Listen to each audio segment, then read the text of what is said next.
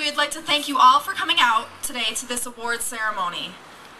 This morning, we are here in Albany to recognize the support of 6 of New York's finest leaders.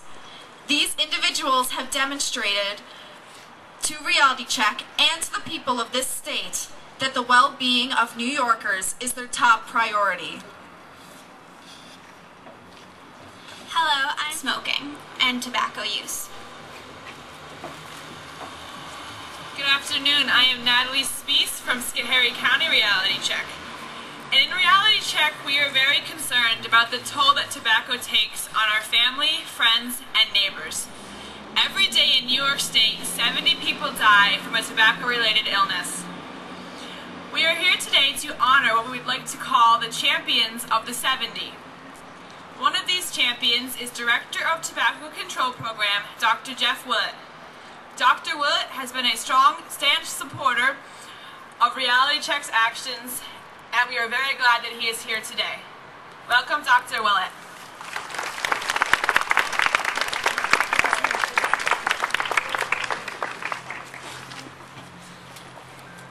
Thanks, Natalie. Whether it's working to eliminate smoking for a decade, and their work is paying off. In 2000, when the Department of Health started the Reality Check program, 1 out of every 4 New York high school students was a smoker. Since that time, the youth smoking rate in New York has been cut in half. And thousands, tens of thousands of children have been protected from starting a deadly addiction that would eventually kill them. But even with our progress reducing youth smoking, every year nearly 24,000 youth become new daily smokers. And without further reductions to youth smoking in New York State, 389,000 children alive today will eventually die of smoking-related illnesses. The tobacco industry does not stop promoting its deadly products, and Reality Check cannot stop countering the industry's every move. Each year, the tobacco companies spend a massive $12.5 billion on marketing. In New York State alone, they spend over $1 million every day on retail advertising, promotions, and price discounts.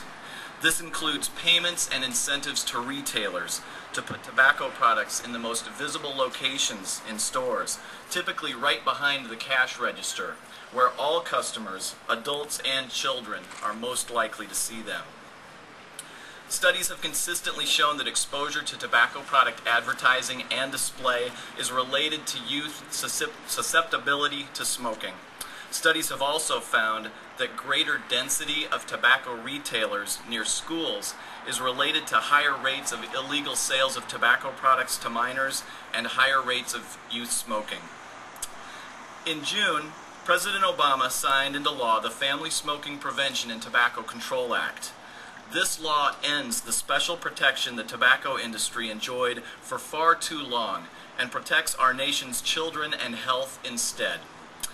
The new law was designed to restrict retail tobacco marketing, ban candy and fruit-flavored cigarettes, require larger, more effective health warnings on tobacco products, require tobacco companies to disclose the contents of their tobacco products, and ban terms such as light and low tar that mislead customers into believing that certain cigarettes are safer.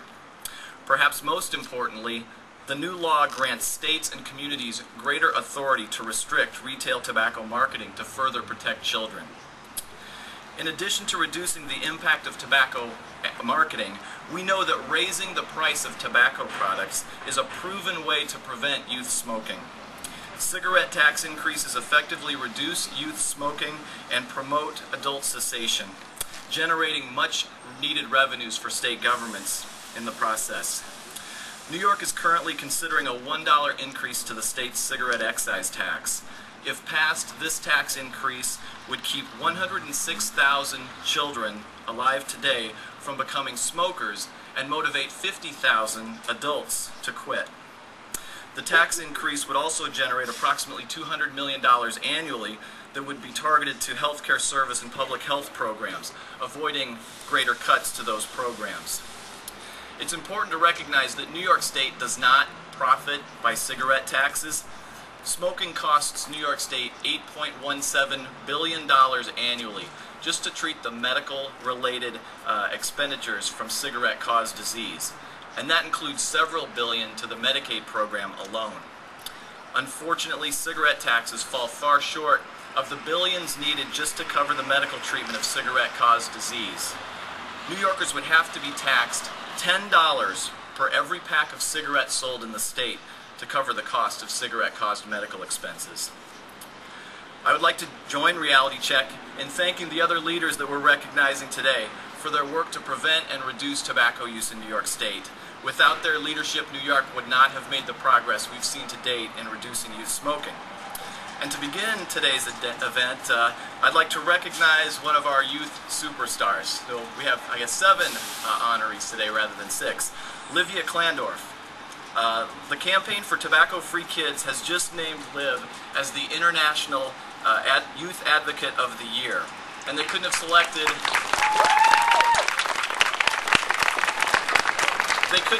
a more deserving candidate. Liv has been active in tobacco control advocacy in New York State for 4 years. In March 2009, she represented New York at the World Conference on Tobacco or Health in Mumbai, India. And she made such an impression that they brought her back. And in June, she returned to India to work closer with tobacco control advocates in that country and to work in the schools in Mumbai, India. Liv will be recognized for her contributions in Washington, D.C. on May 12th. So congratulations, Liv, and thanks again for inviting me to speak.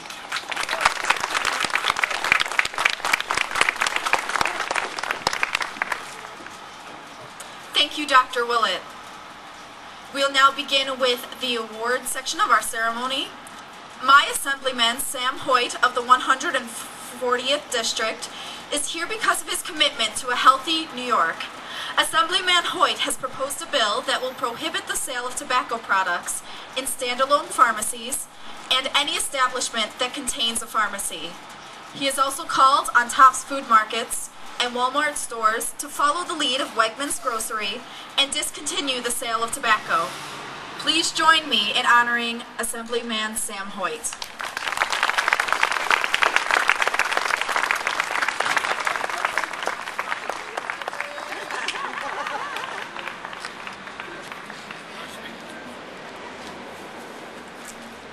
Nice. Good afternoon, everybody. Now listen, Carly Miller was introduced earlier, and in the introduction, they told us that she's Miss Teen America, and she didn't get a round of applause. Talk to me, people. Miss Teen America is in the park. And I couldn't be more proud to represent the area that Carleen comes from. She is a wonderful role model, as are all of the individuals up on the stage here today, and all of you, because the work that you're doing is so critically important. My effort is just one simple, in my opinion, kind of no-brainer solution to reducing the access of tobacco to not only teenagers and young adults, but to everybody. And as we just heard from Dr. Willett, accessibility and cost are 2 major issues that can reduce the dependency on tobacco. And I'm proud that we're working hard on both fronts. We're about to pass a budget in the state of New York. I'm not a tax guy. I don't like taxes. Taxes aren't good. You aren't going to hear from many people, including my good friend Vinnie LaBelle and my good friend Sandra Galiff, who you're going to hear from, that support taxes. But we know, as Dr. Willett said, that increasing taxes on tobacco dramatically reduces consumption, and that's something that I will be proud to support. So keep up the great work, and we will win this battle.